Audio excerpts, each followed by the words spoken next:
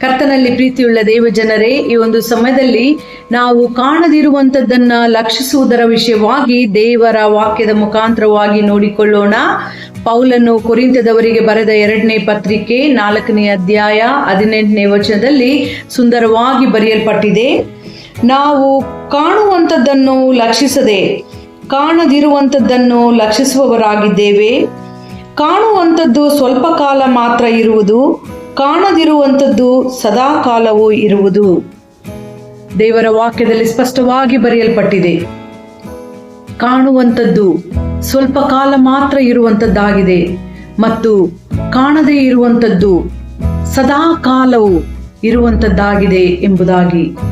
ಕಾಣುವಂಥದ್ದು ಎಂಬುದಾಗಿ ನಾವು ನೋಡುವಾಗ, ಈ ಲೋಕದಲ್ಲಿ ನಾವು ಜೀವಿಸುವಾಗ ಎಷ್ಟೋ ರೀತಿಯ ಕಷ್ಟ, ದುಃಖ, ನೋವು, ಅಪಮಾನ, ಕ್ಷಣಿಕವಾದಂಥ ಆನಂದವನ್ನ ಪಡೆದುಕೊಳ್ಳುವಂಥ ಅನೇಕ ದಾರಿಗಳು, ಅನೇಕ ವಸ್ತುಗಳು, ಅನೇಕ ಸ್ಥಳಗಳು, ಇವೆಲ್ಲವೂ ಸ್ವಲ್ಪ ಕಾಲ ಮಾತ್ರ ಇರುವಂಥದ್ದಾಗಿದೆ. ಪ್ರಿಯರೇ, ನಾವು ನಮ್ಮ ಜೀವಿತವನ್ನ ಇವುಗಳಿಗೆ ಸಮರ್ಪಿಸಿಕೊಟ್ಟವರಾಗಿ, ಇವುಗಳ ಮೇಲೆ ಲಕ್ಷ್ಯವಿಟ್ಟವರಾಗಿ ಜೀವಿಸುವುದಾದರೆ ನಮಗಾಗಿ ಇಟ್ಟಿರುವಂತಹ ಪರಲೋಕ ರಾಜ್ಯವನ್ನ, ಕಾಣದೇ ಇರುವಂತ ಆ ಒಂದು ನಿತ್ಯ ಜೀವವನ್ನ ನಾವು ಪಡೆದುಕೊಳ್ಳಲಿಕ್ಕೆ ಸಾಧ್ಯವಿಲ್ಲ ಪ್ರಿಯರೇ.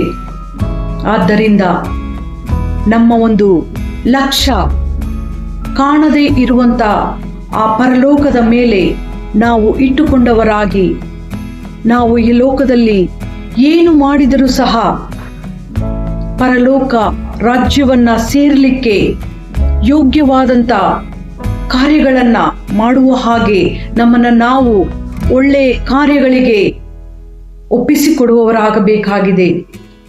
ಒಂದು ವೇಳೆ ನಾವು ಕಾಣುವಂಥ ಎಲ್ಲ ವಸ್ತುಗಳನ್ನ ನೋಡಿ ಈ ಲೋಕದಲ್ಲಿ ಸಿಗುವಂತ ಕ್ಷಣಿಕವಾದಂಥ ಆನಂದಕ್ಕಾಗಿ ನಮ್ಮ ಜೀವಿತವನ್ನ ಸಮರ್ಪಿಸಿಕೊಡುವುದಾದರೆ ನಾವು ಕಾಣದೇ ಇರುವಂತ ಆ ಪರಲೋಕ ರಾಜ್ಯವನ್ನ ಸೇರಲಾರೆವು.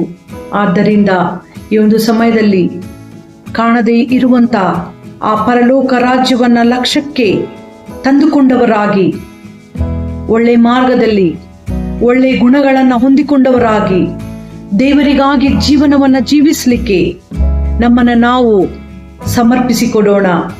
ಈ ರೀತಿ ಮಾಡಲಿಕ್ಕೆ ದೇವರು ತಾನೇ ನಮಗೆ ಸಹಾಯ ನೀಡಲಿ. ದೇವರ ಈ ವಾಕ್ಯವು ನಮ್ಮ ಆತ್ಮೀಯ ಜೀವಿತದ ಲಾಭಕ್ಕಾಗಿ ಉಪಯೋಗವಾಗಲಿ. ಆಮೇನ್.